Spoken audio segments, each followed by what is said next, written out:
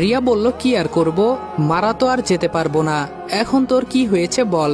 আমি বললাম, চল সামনে যাই, রবিন আসতেছে। রিয়া বলল, আমার মন মেজাজ এমনিই ভালো নেই, এর ভেতরে তুই আবার আমাকে বাসা থেকে বের করে নিয়ে আসলি। আমি বললাম, তা মন মেজাজ ভালো করতে হলে কি গালে চুমু দিতে হবে? রিয়া বলল, তোর সেই সাহস থাকলে দে দেখি।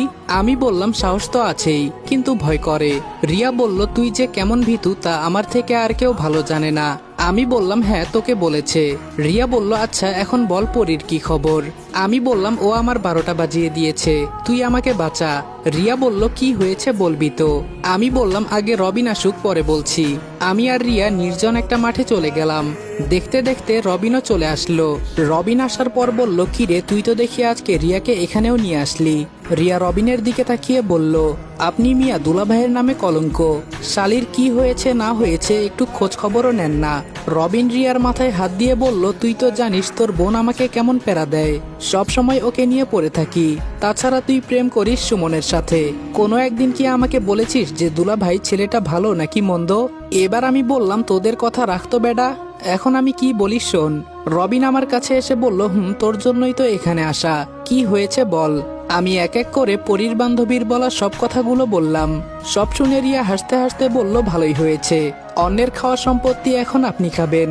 আমি চোখ বড় করে রিয়ার দিকে তাকিয়ে বললাম, তুই চুপ থাকতো, কাটা গায়ে নুনের ছিটা দিস না। এখন রবিন বল আমি কি করব। রবিন বলল, তুই তাহলে পরীর সাথে সম্পর্ক শেষ করতে চাস তাই তো? আমি বললাম, শেষ করতে চাই মানে ওর মুখটাও আমি আর দেখতে চাই না। রবিন বলল, আচ্ছা ঠিক আছে, তুই পরীকে ফোন করে এখানে আসতে বল। আমি বললাম, ও তো কিছুক্ষণ আগে আমাকে হুমকি দিয়ে বলল ওর বাসায় যেতে। রিয়া আমার ফোন নিয়ে বলল, ওর কত বড় কলিজা হয়েছে আমিও দেখব, ফোন করে এখানে আসতে বলেন, আমি পরে ওর সাথে দরকার হলে কথা বলবো। রবিন আর রিয়ার জোরাজোরির কারণে পরীর নাম্বারে কল দিলাম। পরী ফোন ধরে বলল, আর কতক্ষণ লাগবে তোর এখানে আসতে? আমি বললাম, দেখো আমার একটু সমস্যা হয়ে গেছে, আমি এখন আসতে পারবো না, তোমাদের বাড়ির পেছনে যে একটা মাঠ আছে না, ওখানে আসো, রবিন আর আমি দাঁড়িয়ে আছি। পরী বলল, তুই ওখানে দাঁড়িয়ে থাক, যদি আমি এসে না পাই তাহলে তোর কি অবস্থা করি আজকে শুধু দেখ। আমি ফোন রেখে দিয়ে রবিনকে বললাম, দেখ আমাকে কিভাবে হুমকি দেয়। রবিন বলল, আচ্ছা আমি আজকে এখানে সবকিছু মিটমাট করে দিব, তুই কোনো চিন্তা করিস না। আমি বললাম, হ্যাঁ বুঝলাম, এখন রিয়ার বিষয়ে কিছু জানিস? রবিন বলল, কি? আমি বললাম, তোর শালিকে জিজ্ঞেস কর।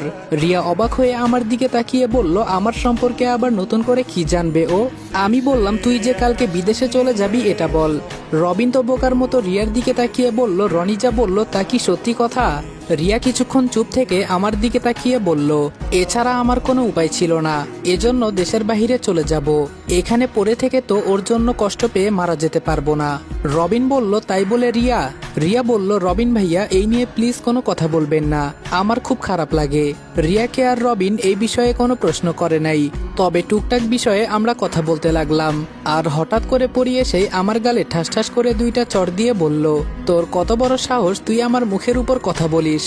রবিন এবার বলল, আরে পরি দাঁড়াও, ওকে মারলে তুমি বিপদে পড়ে যাবে, তুমি রনিকে চিনো না, ও গোয়েন্দা সংস্থায় কাজ করে, আর তুমি ওর সাথে প্রেম করবে ও কিছু জানবে না, এটা কিভাবে হয়? তুমি যে নিজের বন্ধুদের সাথে রুম শেয়ার করো তার সবকিছু রনি জানে, আর কালকে যে তুমি সাইমনকে তোমার বাসায় দাওয়াত দিলে এবং কি কারণে দাওয়াত দিলে সবকিছু জানে, আর ও সবকিছু জানবেই বা না কেন? ও নিজেও তো একজন গোয়েন্দা। রবিনের কথা শুনে পরি 2 হাত পেছনে চলে গেল, আমার দিকে বোকার মতো তাকিয়ে আছে। আমি পরীর দিকে তাকিয়ে বললাম, তুমি হয়তো সবার মনের সাথে খেলতে পারো, কিন্তু আমার সাথে নয়। আমি জানি তুমি সারাদিন কি কি করে বেড়াও, কোথায় যাও আর না যাও। ভেবেছিলাম তোমাকে ফাঁদে ফেলে আটকাবো, কিন্তু তুমি তো একটা মেয়ে, তোমার জীবন নষ্ট করে আমার কোনো লাভ নেই, এজন্য তোমাকে আমি একটা সুযোগ দিলাম, সময় থাকতে ভালো হয়ে যাও, আর আমার পেছনে একদম যেন না দেখি। পকেট থেকে পিস্তলটা বের করে পরীর সামনে ধরে বললাম, এটা কি জানো তো, এটা আমি মাঝে মধ্যে ব্যবহার করি, আর আমি চাই না এটা তোমার উপর আমাকে ব্যবহার করতে হোক। পরি কোনো কথা বলছে না, চুপচাপ দাঁড়িয়ে কাঁপছে।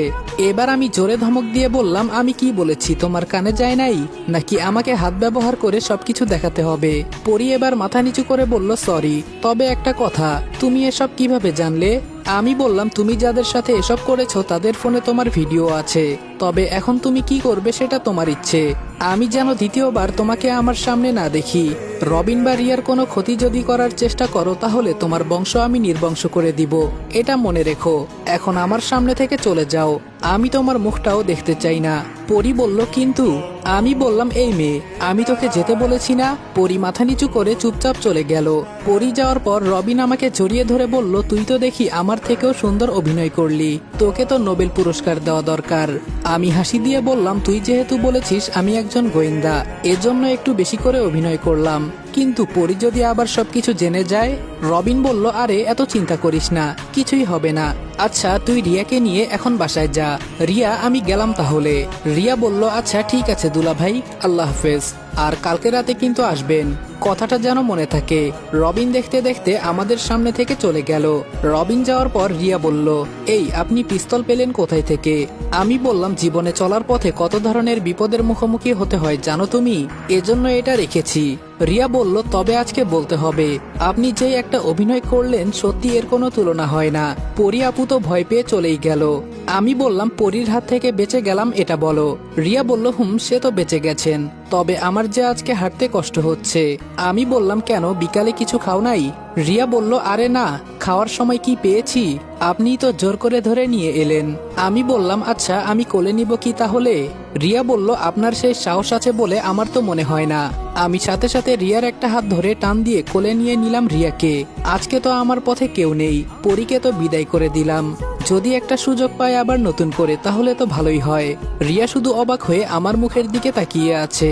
আমি সামনে হাঁটতে হাঁটতে বললাম, কি ব্যাপার, আমার দিকে এভাবে তাকিয়ে আছো কেন? রিয়া বলল, ভাবছি ভীতু একটা ছেলের হঠাৎ করে এত সাহস কি করে হলো। আমি বললাম, সাহস তো আমার অনেক আছে, তবে আমি এসব কাউকে দেখাই না। আজকে মনে হয় তুমি গোসল করো নাই, তোমার শরীর থেকে কেমন জানি গন্ধ করছে। রিয়া আমার মুখে ছোট করে একটা চড় দিয়ে বলল, মিথ্যা কথা বলেন কেন? আপনি আমাকে নিয়ে আসার কিছুক্ষণ আগে গোসল করে আসলাম। আমি রিয়ার কথা শুনে হাসি দিয়ে বললাম, ও মা তাই নাকি, তবে কেন জানি? রিয়া বলল, আপনি আমাকে নিচে নামান তো। আমি বললাম, চুপ করো, এত কথা বলো কেন? তোমার নাকি হাঁটতে কষ্ট হচ্ছে, এজন্যই তো কোলে নিলাম।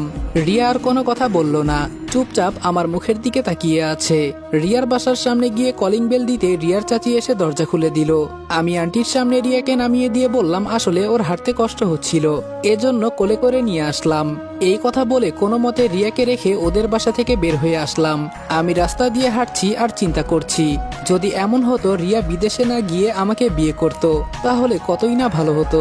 ইস, আমার পরীর সাথে প্রেম না হয়ে যদি রিয়ার সাথে হতো, তাহলে আমি নিজেকে কতটাই না সুখী মনে করতাম। বাসায় গিয়ে হালকা পাতলা কিছু রান্না করে খেয়ে ঘুমিয়ে গেলাম। সকালে রিয়ার ডাকে উঠলাম। ওর কাগজপত্র নিয়ে এদিক সেদিক দৌড়াতে দৌড়াতে প্রায় রাত হয়ে গেল। আজকে রিয়া দেশের বাহিরে চলে যাবে, ভাবতেই মনটা যেন খারাপ হয়ে যাচ্ছে। বাসায় এসে মাত্র বিছানার সাথে শরীর লাগালাম, তখন বাহির থেকে আন্টি বলল, রনি বাহিরে এসো তো, আমার সাথে তোমাকে একটু রিয়াদের বাসায় যেতে হবে, ও তো আবার কিছুক্ষণ পর চলে যাবে। আমি দরজা খুলে বললাম, হ্যাঁ চলেন। রাস্তা দিয়ে হেঁটে যেতে যেতে আন্টি বলল, আমি কালকে কি বলেছিলাম মনে আছে তো? আমি বললাম, হ্যাঁ আন্টি মনে আছে, কিন্তু কেন এই কথা বললেন এটাই তো বুঝলাম না। আন্টি বললেন, আগে রিয়াদের বাসায় চলো, তারপর তোমাকে সবকিছু বুঝিয়ে দিব। রিয়াদের বাসায় গিয়ে দেখি রিয়ার বাবা মা বসে আছে। আমাকে দেখে রিয়ার বাবা রিয়াকে ডাক দিল। এবার রিয়ার চাচি বলা শুরু করলো, রিয়া তুই আজকে দেশ ছেড়ে চলে যাবি, তবে যাওয়ার আগে তোর বাবা মাকে দেখার জন্য একটা মানুষ লাগবে। কখন আবার তোর বাবার কি হয় কেউ জানে না।